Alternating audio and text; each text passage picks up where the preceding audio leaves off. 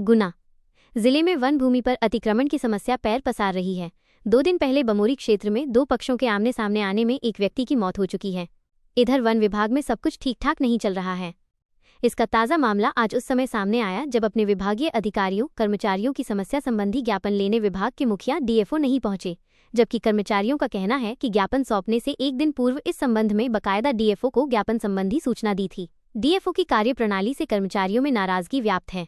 उन्होंने कहा कि हमने पूर्व में सूचना दे दी थी, साहब कहीं बाहर चले गए हैं, लेकिन वो ज्ञापन के लिए कार्यालय में किसी अधिकारी को अधिकृत कर सकते थे, लेकिन उन्होंने ऐसा नहीं किया और विभागीय कर्मचारियों का ज्ञापन लेने ही कोई तैयार नहीं हुआ। इसके बाद कर्मचारियों को नाराज होकर वापस लौटना पड़ा। आज ज्ञापन सौंपने जिले भर से कर्मचारी एकत्रित हुए थे। मध्य प्रदेश राज्य कर्मचारी संघ के मप्र वन विभाग प्रकोष्ठ की ओर से ये ज्ञापन सौंपा जाना था, जिसमें कर्मचारियों को स्थानीय स्तर पर आ रही परेशानियों और निलंबन की कार्रवाई रोकने की मांग प्रमुखता से उठाई गई है। ज्ञापन के मुताबिक वन भूमि पर अतिक्रमण के मामलों में बीट गार्ड और वन परिक्षेत्र सहायक को निलंबित कर दिया जाता है, जबकि शेष अधिकारियों पर कार्रवाई नहीं होती है। ज्ञापन की माने तो डीएफओ द्वारा 20-25 कर्मचारियों को निलंबित किया जा चुका है, जिससे विभाग के कर्मचारियों में रोष व्याप्त है। वहीं ज्ञापन नहीं लेने से कर्मचारियों की नाराजगी और बढ़ गई है। जी सर, बताएं, आज जो ज्ञापन दिया है कल हमने श्रीमान डीएफओ साहब को सूचना दे दी थी कि हम 11 तारीख को 12 बजे हम ज्ञापन देंगे हमारी समस्याओं के संबंध में। जो हमारी समस्याएं कई साल 1.5 साल से लंबित हैं, उनको हम अवगत कराना चाह रहे थे कि हमारी जो पीड़ा है इस ज्ञापन के माध्यम से श्रीमान तक पहुंच जाए। लेकिन आज तक के इतिहास में ऐसा कभी नहीं हुआ कि अधिकारी ने ज्ञापन न लिया हो। मैं भी 32-34 साल से इस नौकरी में हूँ। पहली बार ऐसा हुआ है। एसडीओ साहब संलग्न अधिकारी मौजूद थे, लेकिन उन्होंने मना कर दिया कि हम आपसे 6 बजे मिलेंगे, आप 6 बजे ज्ञापन देना। तो मेरा शब्दों में अच्छी श्रीमान से यह है कि कर्मचारी इतनी दूर दूर से आए थे और वो चले गए ज्ञापन ना लेने के कारण। क्या कारण रहा जाता तो हमारी समस्या शायद दूर हो जाती। क्या कारण है डीएफओ साहब नहीं आ पाए और किसी को भी नहीं भेज पाए? आपको बताया जा रहा है कि वो बाहर हैं, ये जानकारी नहीं है एग्जैक्ट मुझे कहाँ हैं, लेकिन शायद बाहर हैं।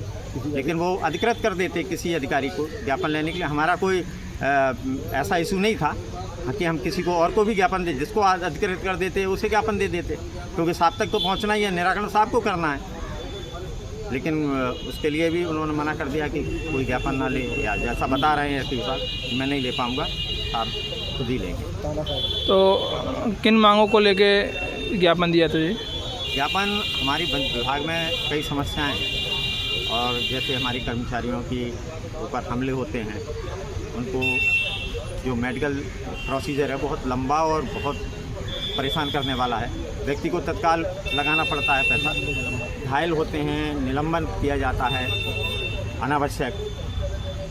आज से कई साल पुरानी ज़मीनों पे उसके कारण भी निलंबित कर दिया जाता है। कर्मचारी हटाने गया है और उस भीड़ से मुकाबला होता है, आमना सामना होता है, तो वो लोग भी हमारे ऊपर अटैक करते हैं। जैसे तैसे हम लोग बचते बचाते कार्रवाई संपादित करते हैं, और फिर ये कहा जाता है कि आपकी लापरवाही रही कि अतिक्रमण हुआ। और संभव नहीं है, 2-4 आदमियों का अतिक्रमण रोक पाना संभव नहीं है आज की स्थिति में। सामूहिक रूप से हो, लेकिन निलंबन की जो प्रक्रिया है, जो निलंबन की कार्रवाइयाँ उपयोग में लाई जा रही हैं, ऐसा पहले वनमंडल में कभी नहीं होता था। अधिकारी हमें कोऑपरेट करते थे, हमारे साथ खड़े होते थे, केवल छोटे कर्मचारी। लेकिन छोटे कर्मचारियों को निलंबित कर दिया जाता है। उससे उनके परिवारों पर आर्थिक बोझ बढ़ता है, और ईमानदारी से काम करने के बावजूद भी ऐसा। अब ये अतिक्रमण आज का नहीं है, कई अतिक्रमण कई वर्षों पुराने, 20 साल 15 साल 10 साल 4 साल पुराने अतिक्रमण हैं। वो मैं उन कारणों में नहीं जाना चाहता, लेकिन वो अतिक्रमण हुए, लेकिन उसकी सज़ा जो अभी 3 महीने पहले पहुंचा है या 5 महीने पहले अपनी वहाँ पे बीट पे पहुंचा है, उसको भुगतनी पड़ती है। क्या नाम है आपका? मेरा नाम चेतन वाजपेयी है। मैं राज्य कर्मचारी संघ वन विभाग का अध्यक्ष हूँ।